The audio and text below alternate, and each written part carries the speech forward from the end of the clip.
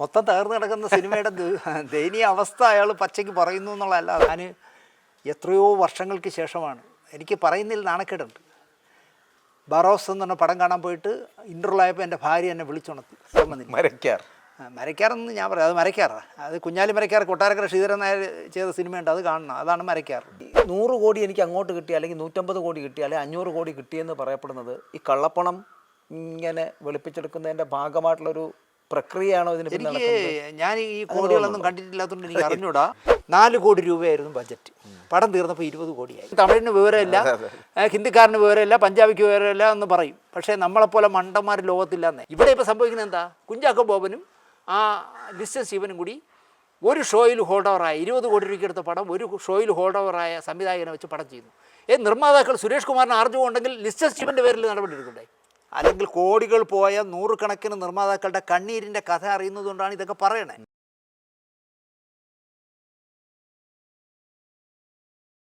നമസ്കാരം. ഇന്ന് സിനിമാ മേഖല അഭിമുഖീകരിക്കുന്ന ഒരു വലിയ പ്രതിസന്ധിയുണ്ട്. ആ പ്രതിസന്ധിയെക്കുറിച്ച് പല ചർച്ചകൾ സമൂഹ മാധ്യമങ്ങളടക്കം നടക്കുന്നുണ്ട്. മുഖ്യധാരാ മാധ്യമങ്ങളൊക്കെ അത് കൈകാര്യം ചെയ്യുന്നുണ്ട്. ഒപ്പം ഇന്ന് ശാന്തിവിള ദിനേശ് ഇതിനെക്കുറിച്ച് സംസാരിക്കുകയാണ്. കാരണം ഈ സിനിമാ മേഖല അഭിമുഖീകരിക്കുന്ന വിഷയമെന്ന് പറയപ്പെടുമ്പോൾ പ്രൊഡ്യൂസർമാരുമായി ബന്ധപ്പെട്ടാണ്. ശ്രീ ശാന്തിവിള ദിനേശ്, സ്വാഗതം. ഈ സുരേഷ് കുമാർ, ഞാൻ നേരിട്ട് ചോദ്യത്തിലേക്ക് വരികയാണ്. സുരേഷ് കുമാർ സത്യത്തിൽ ഈ മലയാള സിനിമയെ തകർക്കാനുള്ള ഒരു ശ്രമമാണോ ഈ നടത്തിക്കൊണ്ടിരിക്കുന്നത്? പെട്ടെന്ന് ജനങ്ങൾക്ക് കേൾക്കുമ്പോൾ അങ്ങനെ തോന്നുന്നുണ്ട്. ശാന്തിവിള ദിനേശ് എങ്ങനെയാണ് അത് നോക്കിക്കാണുന്നത്? മൊത്തം തകർന്നു കിടക്കുന്ന സിനിമയുടെ ദയനീയ അവസ്ഥ അയാൾ പച്ചയ്ക്ക് പറയുന്നു എന്നുള്ളതല്ലാതെ സിനിമ നിലനിൽക്കണമെന്ന് വിശ്വസിക്കുന്ന ആൾക്കാരിലൊരാളാണ് അയാൾ. കാരണം ചെറുപ്രായത്തിൽ ഒരു നല്ല കുടുംബത്തിൽ ജനിച്ച് ഏതെങ്കിലും ഒരു സർക്കാർ ഉദ്യോഗമൊക്കെ വാങ്ങിച്ച് അല്ലെങ്കിൽ സ്വന്തമായ ഒരു ബിസിനസ്സൊക്കെ നടത്തി ജീവിക്കാവുന്ന ജീവിത പശ്ചാത്തലമുള്ളൊരു വീട്ടിൽ നിന്നാണ് വിദ്യാഭ്യാസമുള്ള സുരേഷ് കുമാർ ഒരു സംഘം ആൾക്കാരുമായിട്ട് കേരളത്തിൽ പേപ്പർ വിരിച്ച് മോഹൻലാലിനെയും പ്രിയദർശിനെയൊക്കെ കിടത്തി, സീറ്റില്ല ട്രെയിനിൽ, അങ്ങനെ കേരളത്തിൽ പേപ്പർ വിരിച്ച് കിടത്തി മദ്രാസിൽ കൊണ്ടുപോയി സിനിമ തുടങ്ങിയ ആളുകളാണ്. പിന്നീട് തിരുവനന്തപുരം ബെൽറ്റ് എന്നൊക്കെ പറഞ്ഞ് നായർ ലോബി പലതും പറഞ്ഞു. ഇന്നലെ എനിക്ക് എൻ്റെ ചാനലിൽ ഞാനിത് പറഞ്ഞതിൻ്റെ പേരിൽ എന്നെ ഒരാൾ വിളിച്ചിട്ട് എന്നെ പറയാണ്, ആ നായർ ലോബിയിൽ നിന്ന് മോഹൻലാൽ മാറി കൊച്ചിയിൽ പോയതുകൊണ്ടാണോ സുരേഷ് കുമാർ മോഹൻലാലിനെതിരെ സംസാരിക്കുന്നത്? ഞാൻ അപ്പോഴാണ് അങ്ങനെ ഒരു വേർഷൻ ആലോചിക്കുന്നത്. ഇനി ഈ ആന്റണി പെരുമ്പാവൂരിൻ്റെ കുട്ടികളുടെ കുമ്പാരി മോഹൻലാലാണെന്ന് തോന്നുന്നു. ഇങ്ങനെ ഒരു ക്രിസ്ത്യൻ സമുദായത്തിൽ അങ്ങനെ ഒരു ഇതുണ്ട്, ഒരു രക്ഷകർത്താവ്. ഇനി മോഹൻലാലിൻ്റെ മുഹമ്മദ് ഈസ മുഖ്യമൊന്നും എനിക്കറിയില്ല. പക്ഷെ അവർ പറയുന്നത് നായർ ബെൽറ്റിൽ നിന്ന് മോഹൻലാൽ വഴുതി മാറിയതുകൊണ്ടാണ് സുരേഷ് കുമാർ ഇങ്ങനെ പറഞ്ഞു. യാഥാർത്ഥ്യവുമായിട്ട് ബന്ധമില്ലാത്ത കാര്യങ്ങൾ പറഞ്ഞാലേ. ഇപ്പം തന്നെ നിങ്ങൾ ആലോചിച്ച് നോക്കൂ, ഞാൻ എത്രയോ വർഷങ്ങൾക്ക് ശേഷമാണ്, എനിക്ക് പറയുന്നതിൽ നാണക്കേടുണ്ട്. ബറോസ് എന്ന് പറഞ്ഞ പടം കാണാൻ പോയിട്ട് ഇൻ്റർവ്യൂലായപ്പോൾ എൻ്റെ ഭാര്യ എന്നെ വിളിച്ചുണർത്തി. ഞാൻ തിയേറ്ററിൽ എത്ര തല്ലിപ്പൊളിയോടാണെങ്കിലും കണ്ടുകൊണ്ടിരിക്കുന്ന ആളാണ്. പക്ഷെ ഞാൻ ഉറങ്ങിപ്പോയി. എത്ര കോടി പോയെന്നറിയാം. പക്ഷെ അത് ഒരു മനസ്സിലാക്കി. കോടികളെന്നൊക്കെ പറയുന്നതൊക്കെ ഉള്ളതാണ്, കോടികളുള്ളതാണ്. പക്ഷേ കോടികൾ കണ്ടവൻ്റെ ആണെന്നേ ഉള്ളൂ. ആന്റണി പെരുമ്പാവൂരിൻ്റെ പൈസ അല്ല. അതിൽ എപ്പോഴും കോ പ്രൊഡ്യൂസറായിട്ട് പൈസ ഉള്ളവന്മാരെ വയ്ക്കും. എന്നിട്ട് ആന്റണി ഫ്രണ്ടിൽ നെളിഞ്ഞ് നിൽക്കും, ഞാനാണ് പ്രൊഡ്യൂസർ, ആശീർവാദ് സിനിമ. എനിക്ക് വേറെ 1-2 ചോദ്യങ്ങളൂടെ ഉണ്ട്. ഞാൻ പറയുന്നത് ഇപ്പം തന്നെ നിങ്ങൾ ആലോചിച്ച് നോക്കൂ. ഇപ്പോൾ ബറോസിന് പൈസ മുടക്കിയ എത്രയോ കോടി, എത്രയെന്ന് എനിക്കറിയില്ല. കാരണം അദ്ദേഹത്തിൻ്റെ 10-26,000 കോടിയോ എന്തോ ലക്ഷം കോടിയോ എന്തൊക്കെ ഉള്ളതുകൊണ്ട് രവി പിള്ളയ്ക്ക് 10, 100, 150 കോടി പോയാൽ പ്രശ്നമൊന്നുമില്ല. പക്ഷേ രവി പിള്ളയുടെ കാശാണ് ബറോസിൽ ഇറക്കിയതെന്ന് പറയുന്നത്. എക്സിക്യൂട്ടീവ് പ്രൊഡ്യൂസർ രവി പിള്ളയാണ്. അത് ശരി. അതുകൊണ്ട് ഞങ്ങളെ പോലീസ് ഞങ്ങളെ തല്ലിയാൽ നിങ്ങൾക്ക് എന്താ കോൺഗ്രസ് എന്ന് പറഞ്ഞിട്ട് കമ്മ്യൂണിസ്റ്റുകാർ വിളിച്ചോ അല്ലേ? രവി പിള്ളയുടെ പൈസ രവി പിള്ള കളയുന്നു, അതിന് നിനക്കെന്താ എന്ന് ചോദിച്ചാൽ എനിക്ക് ഉത്തരവില്ല. അപ്പോൾ അതുപോലെ ഒടിയൻ, എന്തോ അറബിക്കടലിൻ്റെ സിംഹം തേങ്ങ എന്നൊക്കെ പറഞ്ഞൊരു പടം വന്നില്ല. മരക്കാറെന്ന് ഞാൻ പറയാം, അത് മരക്കാറാണ്. അത് കുഞ്ഞാലി മരക്കാർ, കൊട്ടാരക്കര ശ്രീധരൻ നായർ ചെയ്ത സിനിമയുണ്ട്, അത് കാണണം. അതാണ് മരക്കാർ. അപ്പോൾ ഇങ്ങനെ കുറേ കോടികൾ അവർ കളയുന്നുണ്ട്. ഇപ്പം തന്നെ പറയുന്ന ഒരു പടം മോഹൻലാൽ അഭിനയിക്കുന്ന പുതിയ പടം വരുന്നല്ലോ, എമ്പുരാൻ. അങ്ങനെ ഒരു വാക്ക് തന്നെ മലയാളത്തിൽ കണ്ടെത്തിയതിന് പൃഥ്വിരാജിന് നമ്മൾ പ്രത്യേക അഭിനന്ദനം കൊടുക്കണം. എമ്പുരാൻ. നമ്മൾ തമ്പുരാൻ കേട്ടിട്ടുണ്ട്, തമ്പുരാനെന്നും അതുപോലെ പലതും കേട്ടിട്ടുണ്ട്. പക്ഷേ എമ്പുരാൻ ആദ്യമായിട്ടാണ്. അതൊക്കെ ഈ നെയ്വരുത്ത അപ്പത്തിനെ രുചിക്കുറവുണ്ടാവില്ല എന്ന് എൻ്റെ അമ്മ കൊച്ചിലെ പറയുമായിരുന്നു. അതുപോലെ കാശ് വാരി ഇറക്കി ലോകത്ത് മുഴുവൻ പോയി ഷൂട്ട് ചെയ്തൊക്കെ കൊണ്ടുവരുന്നു.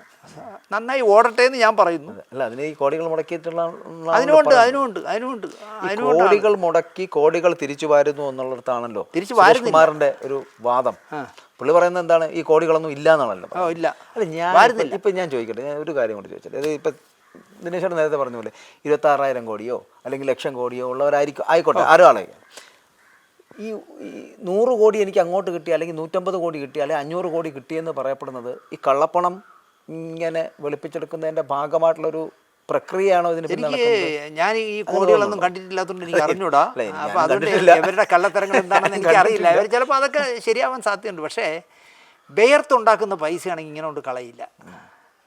ബ്ലാക്ക് മണി ആണെങ്കിൽ ഇങ്ങനെ കൊണ്ട് കളയാൻ പറ്റും. ഇപ്പം തന്നെ എന്നാൽ താൻ പോയി കേസ് കൊടുക്കുന്ന പറഞ്ഞ പടം ചെയ്ത സംവിധായകൻ എന്തോ രതീഷ് ബാലകൃഷ്ണൻ അമ്പാട്ടെന്ന് എന്തോ ഒരു പൊതുവാൾ, അങ്ങനൊരു ആൾ ഇപ്പോൾ ഒരു പടം ചെയ്തു. എന്നാൽ താൻ പോയി കേസ് കൊടുന്ന് പറഞ്ഞാൽ അതിലുള്ള 2 കഥാപാത്രങ്ങളെ മാത്രം എടുത്തിട്ട് അതിൻ്റെ നിർമ്മാതാവിനോട് പെർമിഷൻ പോലും വാങ്ങാതെ അതെടുത്ത് വെച്ച് ഒരു പുതിയ പടം ചെയ്തു. 4 കോടി രൂപയായിരുന്നു ബഡ്ജറ്റ്. പടം തീർന്നപ്പോൾ 20 കോടിയായി. ആദ്യത്തെ ഷോയിൽ പടം വീണു. അപ്പോൾ 20 കോടി രൂപ മുടക്കിയിട്ട് 3 ലക്ഷമോ 30 ലക്ഷം എന്താണ് കിട്ടിയത്? 3 ലക്ഷം എന്താണ് കിട്ടിയത്? ഒരു ഷോയിൽ തീർന്നു ജാതകം. പക്ഷേ അതിൽ 2 പ്രൊഡ്യൂസേഴ്സാണ് കാശ് മുടക്കിയത്. അതിലൊരു പ്രൊഡ്യൂസർ പറയുകയാണ്, ഈ സുരേഷ് കുമാർക്ക് ഇങ്ങനെ പറയേണ്ട കാര്യം എന്താ, ഞാൻ പാപ്പരൊന്നും ആയിട്ടില്ല, എൻ്റെ 20 കോടി പോയെങ്കിൽ അയാൾക്ക് എന്താ എന്നൊക്കെ ചോദിക്കുന്നുണ്ട്. ഞാൻ പറയുന്നത് ഇവരെയൊക്കെ വേണം ED അന്വേഷിക്കാനുള്ളത്. 20 കോടി രൂപ പുല്ലുപോലെ പോയാൽ എനിക്ക് പുല്ലേ മാത്രം, ഞാൻ പട്ടിണി കിടക്കില്ല എന്ന് പറഞ്ഞാൽ ഇവൻ എത്ര കോടി ഉണ്ടെന്ന് ED അന്വേഷിക്കണം. തീർച്ചയായിട്ടും അന്വേഷിക്കണം. അല്ലാതെ ഇവനെ പോലുള്ളവരെ വെറുതെ വിടരുതെന്ന്. അല്ല, എനിക്ക് ഈ സുരേഷ് കുമാറിൻ്റെ വാക്കുകൾ കേൾക്കുമ്പോൾ ഇതിൻ്റെ പിന്നിൽ അദ്ദേഹത്തിന് ഈ BJPയുടെ ഒരു പശ്ചാത്തലമൊക്കെ ഉള്ളതുകൊണ്ടായിരിക്കാം ബാക്കിയുള്ളവർ അതിനെ അങ്ങനെ കാണുന്നത്. പക്ഷേ എനിക്ക് തോന്നുന്നത് നമ്മുടെ ഇന്ത്യയിൽ ED കുറച്ച് ശക്തമാകുന്നുണ്ട് ഇപ്പോൾ. അപ്പോൾ EDയുടെ ഇടപെടലുകൾ ഉണ്ടാകേണ്ടതും അത്യാവശ്യമാണ്. ഞാനതാണ് ഈ കള്ളപ്പണത്തിനെ കുറിച്ച് സംസാരിച്ചത്. കാരണം കള്ളപ്പണം കയ്യിലിരിക്കുന്നത് കൊണ്ടായിരിക്കുമല്ലോ ഈ കുത്തിക്കഴപ്പ് വരുന്നത്. അപ്പോഴാണല്ലോ ഇതെടുത്ത് പുറത്തിറക്കി ചേട്ടൻ നേരത്തെ പറഞ്ഞതുപോലെ സ്വന്തമായിട്ട് വേർക്കാത്ത പണം ആയതുകൊണ്ട് എങ്ങനെ നിങ്ങൾ 1 ലക്ഷം രൂപയുടെ സ്കൂട്ടറിന് 50,000 രൂപ കൊടുത്താൽ നിങ്ങൾക്ക് 1 ലക്ഷം രൂപയുടെ സ്കൂട്ടർ തരാമെന്ന് പറഞ്ഞ് മലയാളിയെ പറ്റിക്കാൻ എളുപ്പമാണെന്ന് നമ്മൾ പറയും. തമിഴിന് വിവരമില്ല, ഹിന്ദിക്കാരന് വിവരമില്ല, പഞ്ചാബിക്ക് വിവരമില്ല എന്ന് പറയും. പക്ഷേ നമ്മളെപ്പോലെ മണ്ടന്മാർ ലോകത്തില്ലെന്നേ.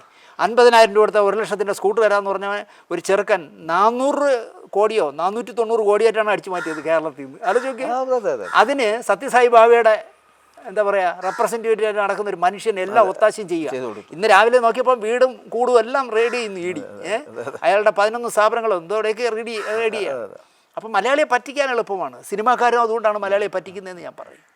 നിങ്ങൾ എത്ര കോടിക്ക് എടുത്തു എന്നുള്ളതല്ല പ്രശ്നം. ഇപ്പോൾ എന്നാ താൻ പോയി കേസ് കൊടുക്കുന്ന പടം കുഞ്ചാക്കോ ബോബനെ ഒഴിച്ച് വേറെ ആരും ഇല്ല അതിൽ, എല്ലാം പുതിയ ആളുകൾ. നമ്മളെന്ത് ഭംഗിയായിട്ട് ആസ്വദിച്ച സിനിമയായിരുന്നു. ആ പടം ഇങ്ങനെ ഓടിയപ്പോൾ ആ സംവിധായകൻ്റെ കൺട്രോൾ പോയി. അവൻ അതിലെ 2 ക്യാരക്ടർ എടുത്ത് ചെയ്ത പടത്തിന് 4 കോടി പറഞ്ഞിട്ട് 20 കോടി രൂപ ചിലവാക്കുക എന്ന് പറഞ്ഞാൽ എത്ര ഇരട്ടി നിങ്ങൾ ആലോചിച്ച് നോക്ക്. ഈ ആ 2 പ്രൊഡ്യൂസേഴ്സിൻ്റെ കയ്യിലെ ഒരു ബഡ്ജറ്റ് ഒക്കെ വെച്ചിട്ട് അതാണ് 4 കോടി. അതെ, 4 തല വെച്ച് കൊടുത്താൽ പിന്നെ ഊരാൻ പറ്റുമോ? 4 കോടി 20 കോടി ആയിട്ട് 4 കോടി പോയിട്ട് ഇനി ഒരു 10,000 രൂപ മറിക്കാൻ കഴിയാത്ത ഒരാളാണെങ്കിൽ ആ പടം കിടക്കുന്നു ഇല്ലേ? ഇത് 20 കോടി രൂപ മുടക്കിയിട്ട് ആ പടം ഒരു ഷോയിൽ നിന്നെങ്കിൽ ആ സംവിധായകനെ 10 വർഷത്തേക്ക് ബാൻ ചെയ്യണ്ടേ? തീർച്ചയായിട്ടും ഞാൻ അങ്ങനെയാണ് പറയുന്നത്. സംഘടനാ നേതാക്കൾ തന്തൊക്കെ പറഞ്ഞവന്മാരാണെങ്കിൽ ആ സംവിധായകനെ 10 വർഷം നീ മുട്ടയിടണ്ടെന്ന് പറയണം അല്ലേ? അതിന് പകരം അവർ ചെയ്ത പണി എന്താ അറിയോ? പ്രൊഡ്യൂസേഴ്സ് അസോസിയേഷൻ്റെ നേതാവായ ലിസ്റ്റർ സ്റ്റീവൻ നിർമ്മിക്കുന്ന കുഞ്ചാക്കോ ബോബനുമായിട്ട് ചേർന്ന് ഇപ്പം നടന്മാരെല്ലാം നിർമ്മാതാക്കളാണ്. ഞാൻ പറയുന്ന നസീർ സാർ ഒരു നിർമ്മാതാവായിരുന്നുവെങ്കിൽ അദ്ദേഹത്തിൻ്റെ 4 മക്കൾ കേരളത്തിൽ അംബാനിമാരായിരുന്നു. നസീർ സാറ് അതായത് ഏത് പൊട്ടപ്പടം ചെയ്താലും കളക്ഷൻ വാരുന്ന നായകനായിരുന്നല്ലോ. അദ്ദേഹം ഒരു തീരുമാനം എടുത്താൽ മതിയായിരുന്നു. ഞാൻ അഭിനയിക്കുന്ന പടം മുഴുവൻ ഞാൻ തന്നെ പ്രൊഡ്യൂസ് ചെയ്തോളാം എന്ന് പറഞ്ഞിരുന്നുവെങ്കിൽ 100 കണക്കിന് നിർമ്മാതാക്കൾ ജീവിക്കില്ലായിരുന്നു. നസീർ സാറിൻ്റെ മക്കള് ശതകോടീശ്വരന്മാരായിരുന്നു. ഇവിടെ ഇപ്പോൾ സംഭവിക്കുന്നത് എന്താ? കുഞ്ചാക്കോ ബോബനും ആ ലിസ്റ്റർ സ്റ്റീവനും കൂടി ഒരു ഷോയിൽ ഹോൾഡ് ഓവറായ 20 കോടി രൂപയ്ക്ക് എടുത്ത പടം ഒരു ഷോയിൽ ഹോൾഡ് ഓവറായ സംവിധായകനെ വെച്ച് പടം ചെയ്യുന്നു. നിർമ്മാതാക്കൾ സുരേഷ് കുമാറിന് ആർജവം ഉണ്ടെങ്കിൽ ലിസ്റ്റർ സ്റ്റീവൻ്റെ പേരിൽ നടപടി എടുക്കണ്ടേ? അതോടെയാണ് ഞാനും ചോദിക്കുന്നത്. നിങ്ങൾ ഈ നാട്ടുകാരെ മുഴുവൻ അല്ലെങ്കിൽ മോഹൻലാലും മമ്മൂട്ടിയൊക്കെ തള്ളയ്ക്കുന്നതിന് മുമ്പ് ആദ്യം ചെയ്യേണ്ടത് നിങ്ങളുടെ സംഘടനാ നേതാവായ ലിസ്റ്റർ സ്റ്റീഫൻ 4 കോടി രൂപയ്ക്ക് പറഞ്ഞ പടം 20 കോടി ആക്കിയെങ്കിൽ അവൻ അടുത്ത സിനിമ എടുക്കാൻ പോകുമെങ്കിൽ അവനെ സംഘടനയിൽ നിന്ന് പുറത്താക്കണ്ടേ? ആ സംവിധായകനെ വെച്ച് തന്നെയാണ് ചെയ്യുന്നത്. അതെ, അതുകൊണ്ടാണ് ഞാൻ പറഞ്ഞത് മാറ്റി നിർത്തേണ്ടത്. ലിസ്റ്റിനെയാണെന്ന് മാറ്റി നിർത്തണ്ടേ? ഫെഫ്ക ചെയ്യേണ്ടതെന്ന് അറിയാം. ഫെഫ്ക ചെയ്യേണ്ട വയലേറ്റ് ചെയ്തുകൊണ്ട് അവനെ 10 വർഷം ആ സംവിധായകനെ മാറ്റി നിർത്തണം. സുരേഷ് കുമാർ പറയുന്നൊരു കാര്യമുണ്ടല്ലോ, അതായത് ഈ നടന്മാർ അവരുടെ റെമ്യൂണറേഷൻ കുറയ്ക്കണം. എന്തിന്? അതെന്താണ് അങ്ങനെ എന്തിനു കുറയ്ക്കണം? അതാണ് ഞാൻ ചോദിക്കുന്നത്. ഞാൻ കേട്ടെ ഗോപൻ വർക്ക് ചെയ്യുന്ന ഈ ചാനലിൽ ഗോപന്റെ ശമ്പളം ഗോപനാണോ നിശ്ചയിക്കുന്നത്? ഞാനാണോ? അതെ, ഞാനാണ് നിശ്ചയിക്കുന്നത്. ഉത്തരം അവിടെ തീർന്നു. ഗോപൻ അത്രേ ഉള്ളൂ. മോഹൻലാൽ എത്ര വാങ്ങണമെന്ന് നിങ്ങൾ ആരാ തീരുമാനിക്കുക? ഞാനത് അപ്പം പിന്നെ സുരേഷ് കുമാർ അതാണോ അവിടെയാണ് എനിക്ക് അത് യാഥാർത്ഥ്യവുമായി ബന്ധമില്ല. അവരുടെ വിഷമങ്ങൾ പറയുന്നത് കൊണ്ട്, അല്ലെങ്കിൽ കോടികൾ പോയ നൂറുകണക്കിന് നിർമ്മാതാക്കളുടെ കണ്ണീരിൻ്റെ കഥ അറിയുന്നത് കൊണ്ടാണ് ഇതൊക്കെ പറയണേ. നിങ്ങൾ ആലോചിച്ച് നോക്കുന്നത് 30 കോടിയൊക്കെ വാങ്ങിയിട്ട് ഓവർസീ റൈറ്റും കൂടെ വാങ്ങിക്കും. അല്ലെങ്കിൽ 15 കോടി വാങ്ങുന്ന നായകൻ അല്ലെങ്കിൽ അയാളെ മോൻ 15-20 കോടി വാങ്ങിച്ചിട്ട് ഓവർസീസ് റൈറ്റ് വാങ്ങിക്കുന്നതെന്ന് വെച്ചാൽ NRI ആവും കാശ്. ഇവിടെ കൊടുക്കണം, ടാക്സ് കൊടുക്കണം. ഇങ്ങനെ കൊള്ളയടിക്കാമോ എന്നാണ് ഞാൻ ആലോചിക്കുന്നത്. ഞാൻ പറയുന്നത് അത് തന്നെയല്ല, ഈ കൊള്ളയടിക്കുന്നവന്മാരെ അങ്ങ് മാറ്റി നിർത്തണമെന്നേ. ഇപ്പം മമ്മൂട്ടി പ്രൊഡ്യൂസ് ചെയ്യുന്നെങ്കിൽ മമ്മൂട്ടി പ്രൊഡ്യൂസ് ചെയ്തോട്ടെ എല്ലാ പടവും. മമ്മൂട്ടി ചെറിയ ബജറ്റിൽ എടുക്കുന്ന വലിയ ലാഭം കിട്ടാവുന്ന സബ്ജക്റ്റുകൾ മാത്രമേ പുള്ളി ചെയ്യൂ. മനസ്സിലായി? നല്ല കച്ചവടക്കാരനാണ്. അത് ചെയ്ത അയാൾക്കറിയാം വിറ്റെടുക്കാൻ. ഓവർസീസ് റൈറ്റും ഇവിടുത്തെ സാറ്റലൈറ്റും OTT എല്ലാം കൂടെ. ഇപ്പോൾ ഒരു OTTയുടെ ഏതെങ്കിലും ഒരു കമ്പനി വിളിച്ച്, സോണിയെ വിളിച്ചിട്ട്, ഞാൻ മമ്മൂട്ടിയാണ് സംസാരിക്കുന്നത്, എൻ്റെ ഒരു പുതിയ പ്രോജക്റ്റ് നടക്കുന്നു, ഞാനത് പ്രൊഡ്യൂസ് ചെയ്യണം, നിങ്ങൾ എടുക്കണമെന്ന് പറഞ്ഞാൽ സോണി നോ പറയില്ല. അപ്പോൾ അയാൾക്കത് വിറ്റെടുക്കാൻ അറിയാം. അതുകൊണ്ട് പൊളിഞ്ഞാലും ലാഭമാണ്, അയാളുടെ പൈസ കിട്ടും. ഞാൻ പറയുന്നത് അങ്ങനെ എടുക്കട്ടെ. അങ്ങനെ ഞാൻ കേട്ട് സോണി കമ്പനി 5 പടം എടുക്കുമായിരിക്കും മമ്മൂട്ടി. 6ാമത്തെ ആകുമ്പോൾ പറയില്ല പോകാതെ എൻ്റെ കയ്യിലേക്ക്. അത്രേ ഉള്ളൂ. ഞാനൊരു കാര്യം ചോദിക്കട്ടെ, ഈ നടന്മാർ പ്രൊഡ്യൂസർമാരാകണ്ട എന്ന് പറയാനുള്ള ഒരു അവകാശവും സുരേഷ് കുമാറിനില്ല. അത് സുരേഷ് കുമാറിൻ്റെ ഒരു കടന്ന കൈയായി. പിന്നെ രണ്ടാമത്തെ കാര്യം, അത് ഞാൻ നേരത്തെ പറഞ്ഞതുപോലെ 4 കോടിക്ക് എടുക്കാമെന്ന് പറഞ്ഞ പടം 20 കോടിയായി. അതിൻ്റെ ഒരു പ്രൊഡ്യൂസർ കാർ ഷെഡിൽ കിടക്കുന്നു എന്നൊക്കെ പറയുന്ന കേട്ടോണ്ടുള്ള വിഷമം കൊണ്ടായിരിക്കും. അല്ലല്ല, അവൻ ക്ലിയർ ചെയ്തല്ലോ, അത് ഞാൻ അല്ലാന്ന് കാർ ഷെഡിൽ കിടക്കുന്നത്. എൻ്റെ കൂടെ വന്ന് ഞാൻ പറ്റിച്ച് ചാടിച്ചില്ലേ, അവനാണ്, ഞാനല്ലാന്ന്. ഞാൻ രക്ഷപ്പെട്ടു. എനിക്ക് ദാരിദ്ര്യമൊന്നുമില്ല. അതാണ് ഞാൻ പറഞ്ഞത്, അയാളുടെ ED അന്വേഷിക്കണമെന്ന് ഞാൻ പറയാൻ കാര്യം അതാ. കാരണം 20 കോടി പോയാൽ പുല്ലേ മാത്രമെന്ന് പറഞ്ഞാൽ അവൻ്റെ എത്ര കാശ് കണക്കിപ്പെടാത്തതുണ്ടെന്നൊന്ന് അന്വേഷിക്കുന്നത് നല്ലതായിരിക്കും. പക്ഷേ ഞാൻ പറയുന്നത്, ഈ നടന്മാരായാലും ശരി, ചില ഫെഫ്കയിലുള്ള ചില സംവിധായകർ, തിരക്കഥാകൃത്ത് ഇങ്ങനെ വലിയ തുകകൾ ചോദിക്കുന്നത്. ഒരു പടം കഴിഞ്ഞാൽ, ഇപ്പോൾ ഈ ഞാൻ സംവിധായകൻ്റെ പേര് പറഞ്ഞത് ശരിയല്ല, സൂപ്പർ ഹിറ്റായ ഒരു പടം ചെയ്ത സംവിധായകൻ അടുത്ത പടത്തിന് ചോദിക്കുന്നത് 1.5 കോടിയാണ്. മനസ്സിലായില്ലേ? അതുപോലെ ഞാൻ അഭിനയിച്ച്, ഞാൻ സംവിധാനം ചെയ്ത്, ഞാൻ തിരക്കഥ എഴുതി തരാം, പക്ഷേ എനിക്ക് 3 കോടി തരണമെന്ന് പറഞ്ഞ് ഇപ്പം നല്ല മാർക്കറ്റ് വാല്യൂ ഉള്ള ഒരു ചെറുപ്പക്കാരനുണ്ട്. പേരുകൾ ഞാൻ പറയുന്നില്ല, എനിക്ക് ഒരുപാട് പേരെ കഥ അറിയാം. അപ്പോൾ കൊള്ളയടിക്കുകയാണ്. നസീർ സാർ അവസാനത്തെ 6-7 പടത്തിനാണ് 1 ലക്ഷം രൂപ പ്രതിഫലം വാങ്ങിച്ചത്. ഞാൻ നേരത്തെ പറഞ്ഞതുപോലെ, ഞാൻ അഭിനയിക്കുന്ന എല്ലാ പടവും ഞാൻ പ്രൊഡ്യൂസ് ചെയ്തോളാമെന്ന് നസീർ സാർ പറഞ്ഞിരുന്നെങ്കിൽ, സത്യം പറഞ്ഞാൽ നസീർ സാറായിരിക്കും കേരളത്തിലെ ഏറ്റവും, നമ്മുടെ യൂസഫ് അലി ബായിയേക്കാളും കാശുകാരനായിരുന്നു തന്നെ. അദ്ദേഹത്തിൻ്റെ മക്കളെ സ്റ്റേബിളായിട്ട് നിന്ന് പിന്നെ എത്രായിരം കോടി ഉണ്ടാക്കായിരുന്നു. പക്ഷേ ആ മനുഷ്യൻ അത് ചെയ്തിട്ടില്ല. ഒരു പടം വീണാൽ ആദ്യ ഷോയിൽ അറിയുമല്ലോ, പടം പൊട്ടി എന്ന് അറിഞ്ഞാൽ അതിന് കേരളത്തിൽ മുഴുവൻ അദ്ദേഹം ആളുകൾ വെച്ചിട്ടുണ്ട്. അവരെ വിളിച്ച് കേൾക്കും, അസേ എങ്ങനെയുണ്ട് പടം, സാറേ പടം വീണു കേട്ടോ എന്ന് പറഞ്ഞു. അപ്പം അയാൾ പ്രൊഡ്യൂസറെ വിളിക്കുകയാണെന്നേ, വിളിച്ചിട്ട് പറയാം, അസേ ഞാൻ ഡേറ്റ് അഡ്ജസ്റ്റ് ചെയ്ത് തരാം, മാർവാടിയും ഞാൻ റെഡിയാക്കി തരാം, ഒരു കഥ പെട്ടെന്ന് കണ്ടെത്തൂ എന്ന് പറഞ്ഞിട്ട് പുള്ളി ചെയ്യണമെന്നറിയാം. 3 ഷിഫ്റ്റാണ് പുള്ളി വർക്ക് ചെയ്യുന്നത്. രാവിലെ 6 മുതൽ 12 വരെയും, 1 മുതൽ 5 വരെയും, 6 മുതൽ 9 വരെ, അങ്ങനെ 3 ഷെഡ്യൂളാണ്. 3 പടമാണ് വർക്ക് ചെയ്യണ ഒരു ദിവസം. പുള്ളി എന്താണെന്ന് വെച്ചാൽ ഈ 3 പേരെയും വിളിച്ചിട്ട് ഓരോ മണിക്കൂർ കട്ട് ചെയ്യും. അപ്പം ഇന്ന് 3 മണിക്കൂർ കിട്ടിയല്ലോ. പുള്ളി ഉറങ്ങുന്ന ഇന്ന് 2 മണിക്കൂർ കട്ട് ചെയ്യും. എന്നിട്ട് ആ പൊളിഞ്ഞു പോയ പ്രൊഡ്യൂസർക്ക് വേണ്ടി അടുത്ത പടം ചെയ്ത് കൊടുക്കുക. അതായിരുന്നു മനുഷ്യൻ. അതാണ് ദൈവത്തിനെ പോലെ കാണേണ്ട മനുഷ്യൻ. ഞാൻ നസീർ സാറിനെ പറയല്ലേ. ഇപ്പോൾ ദിനേശേട്ടൻ പറയുന്നൊരു കാര്യമുണ്ട്. ഞാൻ അവസാന ഒരു 5-6 വർഷമാണ് പുള്ളി 1 ലക്ഷം വാങ്ങിച്ചത്. അതിന് നമ്മുടെ ഇതിൻ്റെ യൂട്യൂബിൻ്റെ താഴെ കമൻറ്റ് വരാൻ പോകുന്നത് എന്താണെന്ന് അറിയാമോ? അയാൾക്ക് ജീവിക്കാറുണ്ടോ എന്നുള്ളത് ഒന്നാമത്തെ കാര്യം. രണ്ടാമത്തെ കാര്യം എന്ന് വെച്ച് കഴിഞ്ഞാൽ 1 ലക്ഷം രൂപ അന്ന് ഇന്നത്തെ വാല്യൂ വെച്ച് ഇല്ല. ഈ പറയുന്ന 30 കോടിയുടെ വാല്യൂ ഒന്നും വന്നില്ല. ആ 1 ലക്ഷം രൂപ ഇപ്പം 30 കോടിയുടെ വാല്യൂ അല്ല. അങ്ങനെ പറയുന്നവർക്ക് അതൊരു താക്കീതായിട്ട് അതൊക്കെ അവരെന്ത് വേണോ പറഞ്ഞോട്ടെ, അതൊന്നും അല്ല പ്രശ്നം. നസീർ സാർ ആവാനൊന്നും ഇവരെ കാക്കും കഴിയില്ല. അത് ആ ഒരു മനുഷ്യന് മാത്രം വിധിക്കപ്പെട്ടതാണ്. പക്ഷേ ഇപ്പോൾ കാണിക്കുന്ന സുരേഷ് കുമാറും ആന്റണി പെരുമ്പാവൂരും ഇല്ലെങ്കിൽ ലിസ്റ്റിൻ സ്റ്റെഫനും എല്ലാവരും ഈ പ്രൊഡ്യൂസേഴ്സ് അസോസിയേഷനുമായിട്ട് ബന്ധപ്പെട്ടവരാണ്. ഇവർക്കിടയിൽ ഇപ്പോൾ ആന്റണി പെരുമ്പാവൂർ എന്ന് പറയുന്ന ഒരാൾ മാറപ്പെടുന്നു, ലിസ്റ്റിൻ സ്റ്റീഫൻ വേറൊരു എതിർത്ത് നിൽക്കുന്നു. സുരേഷ് കുമാർ മാത്രമാണോ ഇതിൻ്റെ യഥാർത്ഥ? അല്ല, അത് അവിടെയാണ് ഈ പത്രക്കാരൊക്കെ കൂടെ വഴിതെറ്റിച്ചത്. അവിടെയാണെന്നേ. അതായത് പ്രൊഡ്യൂസേഴ്സ് അസോസിയേഷൻ്റെയും തിയേറ്റർ യൂണിയൻ്റെയും വിതരണക്കാരുടെയും ഒരു കോമ്പിനേഷനിലാണ് അവരെ മീറ്റിംഗ് കൂടിയത്. ആ 3 സംഘടനകളും കൂടെ മീറ്റിംഗ് കൂടിയിട്ട് അത് പത്രക്കാർക്ക് ബ്രീഫ് ചെയ്ത ജോലി മാത്രമേ സുരേഷ് കുമാറിനുണ്ടായിരുന്നുള്ളൂ. പക്ഷേ ഇപ്പോൾ സുരേഷ് കുമാർ വില്ലനായി. സുരേഷ് കുമാർ ആ 3 സംഘടനകൾ ചേർന്നെടുത്ത തീരുമാനങ്ങൾ പറഞ്ഞ എന്താ, ജൂൺ 1 മുതൽ കേരളത്തിൽ തിയേറ്ററിൽ സിനിമയും കാണിക്കില്ല, ഷൂട്ടിങ് നടക്കില്ല. 100 ദിവസത്തിലധികം 108 ദിവസമായിട്ടുണ്ടായിരുന്നു സുരേഷ് കുമാർ പറയുമ്പോൾ. ഈ 108 ദിവസത്തിനിടയിൽ സർക്കാരിന് വിവിധ ബോഡികളുണ്ട്, അവർക്ക് വിളിച്ച് ചർച്ച ചെയ്യാം, സംഘടനകൾക്ക് തമ്മിൽ ചർച്ച ചെയ്യാം, എല്ലാം ചെയ്യാമായിരുന്നു. ഇതൊന്നും ആലോചിക്കാതെ നാളെ മുതൽ സിനിമയില്ല എന്ന് പറഞ്ഞതുപോലെയാണ് സുരേഷിനെ തള്ളക്കി വിളിച്ചത്. പെട്ടെന്ന് എന്തുകൊണ്ടാണ് ആന്റണി പെരുമ്പാവൂരിന്റെ ഫേസ്ബുക്ക് പോസ്റ്റ് കണ്ടാൽ എം ടി വാസുദേവൻ നായരാണ് ആന്റണി പെരുമ്പാവൂർ എന്ന് തോന്നുന്നു. അതിന്റെ സാഹിത്യ ഭാഷ കേട്ടാൽ അത് എഴുതി കൊടുക്കുന്ന ആളിനെയൊക്കെ എനിക്കറിയാം. അല്ല, ആന്റണി പെരുമ്പാവൂർ എഴുതുന്നതല്ല. എഴുതി കൊടുക്കുന്നത് അത് എനിക്ക് 100% ഞാൻ വിശ്വസിക്കുന്നത് ഭാനുപ്രകാശ് എന്ന് പറഞ്ഞാൽ ഇപ്പോൾ മോഹൻലാലിൻ്റെ പുറകെ നടന്ന് മോഹൻലാലിൻ്റെ പുസ്തകങ്ങൾ എഴുതുക, മോഹൻലാലിൻ്റെ ഇൻ്റർവ്യൂ ചെയ്യുക, മോഹൻലാലിനെ വിറ്റിങ്ങനെ പത്രപ്രവർത്തനം എന്ന് പറഞ്ഞിട്ട് ഇങ്ങനെ ജീവിക്കുന്ന ഒരു സുഹൃത്തുക്കൾ എൻ്റെ നല്ല പരിചയക്കാരൻ. ഞാൻ ചോദിക്കുന്നത്, ഈ മോഹൻലാലിനൊന്നും ബുദ്ധി കുറവാണ്, അതോ എന്തുകൊണ്ടാണ് ഇങ്ങനെ ഇവർ പറയുന്നത് കേട്ടിട്ട് ഇയാൾ ജീവിക്കാൻ നിൽക്കുന്നില്ല? ബുദ്ധി കുറവൊന്നുമില്ല. ആന്റണി പറയുന്നത് മാത്രമേ മോഹൻലാൽ കേൾക്കൂ എന്നുള്ളൊരു അത് അവർക്ക് തമ്മിലേ അറിയാം. അതിൻ്റെ ഒരു കെമിസ്ട്രി എനിക്കറിയില്ല എന്താണ്. കാരണം ഈ ആന്റണി പറയുന്നത് എന്തും വിശ്വസിക്കുന്ന തരത്തിൽ. ആയിക്കോട്ടെ, പക്ഷേ എനിക്ക് ആന്റണിയോട് പറയാനുള്ളത്, ഞാൻ ഇന്നലെ എൻ്റെ യൂട്യൂബ് ചാനലിൽ പറഞ്ഞു, കണ്ണദാസൻ MGRമായിട്ട് തെറ്റാൻ കാരണം ജയലളിത പോയി എന്തോ ഒരു മോശത്തരം പറഞ്ഞു കണ്ണദാസനെ പറ്റി. അപ്പോൾ MGR കണ്ണദാസനെ ഒഴിവാക്കി. അപ്പോൾ ജയലളിതയ്ക്ക് വേണ്ടി ഒരു താക്കീതായിട്ട് കണ്ണദാസ് എഴുതി, പരമശിവൻ കഴുത്തിലിരുന്ന് പാമ്പ് ചോദിച്ചു ഗരുഡ സൗഖ്യമാണ്. കാരണം പരമശിവൻ്റെ കഴുത്തിലിരിക്കുമ്പോൾ മൂർഖം പാമ്പിന് ചോദിക്കാം ഗരുഡ സൗഖ്യമാണ്, കാരണം പരമശിവൻ്റെ കഴുത്തിലാണ് കിടക്കുന്നത്. പക്ഷേ പരമശിവൻ ഒരു ചൊറിച്ചിലോ കുളിക്കാനോ പോകാൻ നേരത്ത് ഈ പാമ്പിനെ എടുത്ത് താഴെ വയ്ക്കുമ്പോൾ പരുന്ത് വന്ന് റാഞ്ചി കൊണ്ടുപോകും, ഗരുഡം വേണ്ട. ഇത് ആന്റണി പെരുമ്പാവൂരുമാർ മനസ്സിലാക്കുന്നത് നല്ലതായിരിക്കും. അതൊരു നല്ല തീർച്ചയായിട്ടും കണ്ണദാസൻ MGRനിട്ട് തമിഴ് സിനിമയിൽ ഒരാളെ അടി കൊടുത്തിട്ടുള്ളൂ, അത് കണ്ണദാസനാണ്. അതുപോലത്തെ ഒരു സംഭവമായിരിക്കും ആന്റണിക്ക് ലഭിക്കാൻ പോകുന്നത്. അല്ല, ആവട്ടെ, അത് അവരുടെ കാര്യം. പക്ഷേ സുരേഷ് കുമാറിനെതിരെ ഇനി ഭാനുപ്രകാശ് അല്ല MT വാസുദേവൻ നായർ എഴുതി കൊടുത്തതെടുത്ത് ആന്റണി പോസ്റ്റ് ചെയ്യുമ്പോഴും ആ പോസ്റ്റിങ്ങിന് മുമ്പ് മോഹൻലാൽ വായിച്ചു നോക്കണമായിരുന്നു. അതിന് അദ്ദേഹം അതിന് പിന്തുണ പ്രഖ്യാപിച്ചു. ആ പിന്തുണ പ്രഖ്യാപിച്ചതിനേക്കാളും രസം എന്താ അറിയോ, അതിൻ്റെ പുറകെ പൃഥ്വിരാജൊക്കെ ചെന്ന് അണ്ണാ ഓക്കെ അല്ലേ, കാരണം പൊക്കി വിടുകയാണ്. അണ്ണാ ഓക്കെ അല്ലേ എന്ന് പറഞ്ഞാൽ പൃഥ്വിരാജിനെ കുറിച്ച് ഞാൻ കേട്ടൊരു കാര്യം, ഇപ്പോൾ ഈ സിനിമ നടന്മാരും നടിമാരെന്ന് പറഞ്ഞാൽ അവരുടെ ശരീരമാണ് ടൂൾ അല്ലേ, അവരുടെ ശരീരം വിറ്റാണ് അവർ ജീവിക്കുന്നത്. അതാണല്ലോ അവരുടെ അസറ്റ്. സ്വന്തം ശരീരത്തിൽ എക്സസൈസ് ചെയ്ത് ബോഡി കറക്റ്റ് ചെയ്ത് കൊടുക്കാൻ വരുന്ന ട്രെയിനറുടെ പൈസ വരെ പ്രൊഡ്യൂസറുടെ കയ്യിൽ നിന്ന് വാങ്ങിക്കൊടുക്കുന്ന ആളാണ് പൃഥ്വിരാജ് എന്ന് പറയുന്നത്.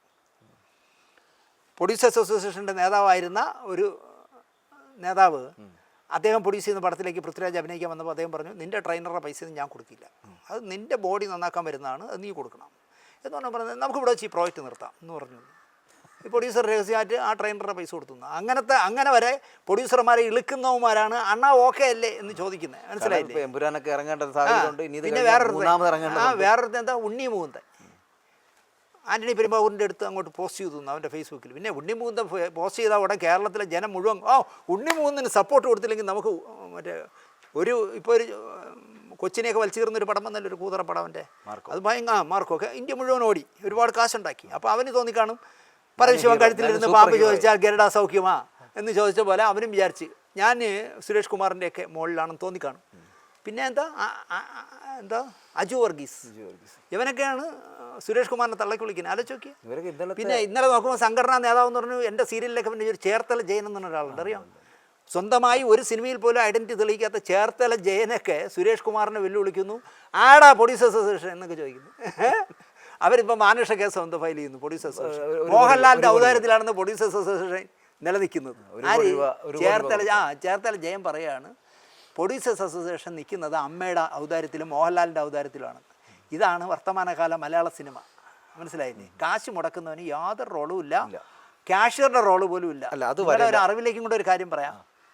ഇവിടെ കിരീട ഉണ്ണി എന്ന് പറഞ്ഞു കിരീടം വയ്ക്കാതെ നടന്ന ഒരു രാജാവ് ഉണ്ടായിരുന്നു, കിരീടമൊക്കെ എടുത്ത ഉണ്ണി മില്ലേനിയം സ്റ്റാർസ് എന്നൊരു പടം എടുത്തു ജയരാജിനെ വെച്ച്. 2000 ആയപ്പോൾ, 2000-ൻ്റെ മില്ലേനിയം. അതിൻ്റെ സ്ഥിരം കോസ്റ്റ്യൂമർ ഇന്ദ്രൻസ് ആയിരുന്നു. പക്ഷേ ഈ മില്ലേനിയം സ്റ്റാർസ് ചെയ്തപ്പോൾ ഇന്ദ്രൻസിനെ ഒന്നും വെച്ചില്ല, വേറെ ഏതോ വലിയ കോസ്റ്റ്യൂമറൊക്കെ വെച്ച് ചെയ്തു. അപ്പോൾ കിരീട ഉണ്ണി പറഞ്ഞത്, നമ്മുടെ മുമ്പത്തെ പടമായ മാലയോഗത്തിൻ്റെ മൊത്തം കോസ്റ്റ്യൂംസിൻ്റെ പൈസ ജയറാമിൻ്റെ ഡ്രസ്സിന് മാത്രമായി എന്നാണ് പറഞ്ഞത്.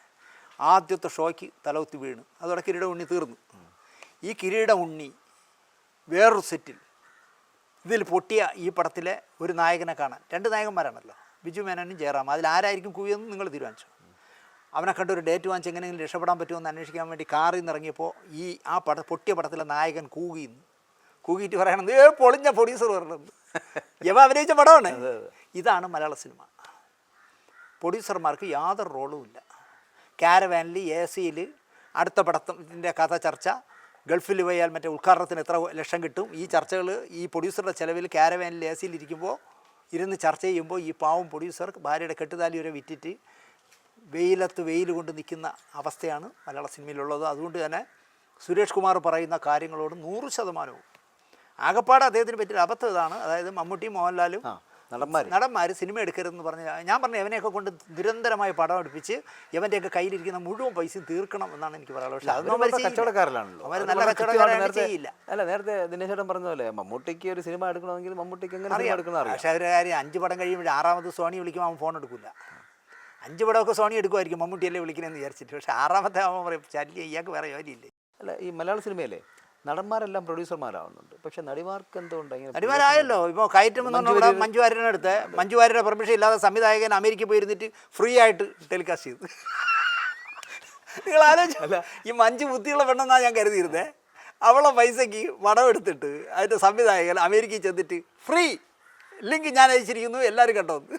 അല്ല, ഞാൻ ചോദിക്കുന്നത് മഞ്ജു വാര്യർ മാത്രമാണ് അങ്ങനെ ഉള്ളത്, അല്ലാതെ ഞാൻ കേൾക്കട്ടെ, മലയാള സിനിമയിൽ ഏത് നായികയ്ക്ക് പൈസ മുടക്കി സിനിമ എടുക്കാൻ പറ്റും? അല്ലെങ്കിൽ അപ്പോൾ അവിടെയാണ് എൻ്റെ ഒരു ചോദ്യം. നായക നടന്മാർക്ക് ഈ പറഞ്ഞ പോലെ 30 കോടി 40 കോടി 50 കോടി അല്ലെങ്കിൽ 15 കോടിയൊക്കെ കൊടുക്കുന്നുണ്ട്. ഈ നടിമാർക്ക് എന്തുകൊണ്ട് അങ്ങനെ കൊടുക്കാതിരിക്കുന്നത്? അഭിനയിക്കാൻ ആ മാർക്കറ്റ് വാല്യൂ ഇല്ലാത്തതുണ്ട്. അല്ല, മാർക്കറ്റ് വാല്യൂ എന്ന് പറയപ്പെടുന്നതാണോ? ആണ്, പിന്നെ ഉറപ്പല്ലേ. ഞാൻ കേട്ടെ ഇപ്പം ഈ പുട്ടിന് പീര പോലെ ഒരു നായിക വേണമെന്നുള്ള അല്ല. ഇപ്പം കണ്ണെഴുതി പൊട്ടും തൊട്ടില്ല തിലകൻ ചേട്ടനെയും ബിജു മേനന്റെയും മോളിലായിരുന്നു മഞ്ജുവിൻ്റെ അഭിനയം.